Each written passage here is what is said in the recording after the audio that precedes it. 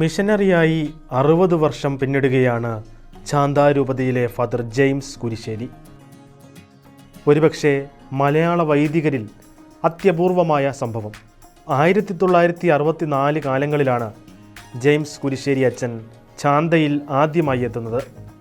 വൈദികനായി അഭിഷേകം ചെയ്യപ്പെട്ട ശേഷം 1968 മുതൽ അദ്ദേഹം തൻ്റെ മിഷൻ പ്രവർത്തനം ചാന്തായിൽ തന്നെ തുടരാൻ തീരുമാനിച്ചു.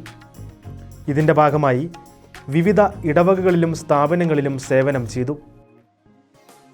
വീടുകളില്ലാതെ കഷ്ടപ്പെടുന്നവരും സ്കൂളിൽ പോകാൻ കഴിയാത്ത കുട്ടികളുമൊക്കെ ആയിരുന്നു ആ നാടുകളിൽ അച്ഛനെ ഏറ്റവും അധികം വിഷമിപ്പിച്ചത്.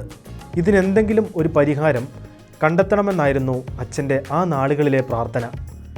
1998 ബല്ലാർഷായിലെ ബാമിനി എന്നൊരു ചെറിയ ഗ്രാമത്തിലേക്ക് നിയമനം ലഭിക്കുന്നത്.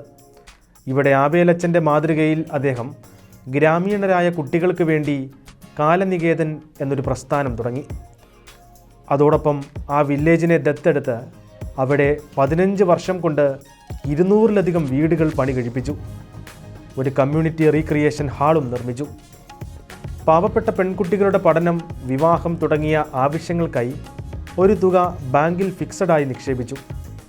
നാഷണൽ ഡേയ്സ്, കോമൺ ഫെസ്റ്റിവൽസ് തുടങ്ങിയ നാടുകളിൽ എല്ലാവരും ഒരുമിച്ച് പ്രൊവിൻഷ്യൽ ഹൗസിൽ ഒത്തുകൂടി ആഘോഷിക്കും. ഇക്കൊല്ലത്തെ ക്രിസ്തുമസ് ആഘോഷങ്ങളിൽ പ്രൊവിൻഷ്യൽ അച്ഛൻ ജോസഫ് തച്ചാമ്പറമ്പത്ത് ക്രിസ്തുമസ് സമ്മാനങ്ങൾ വിതരണം ചെയ്തു.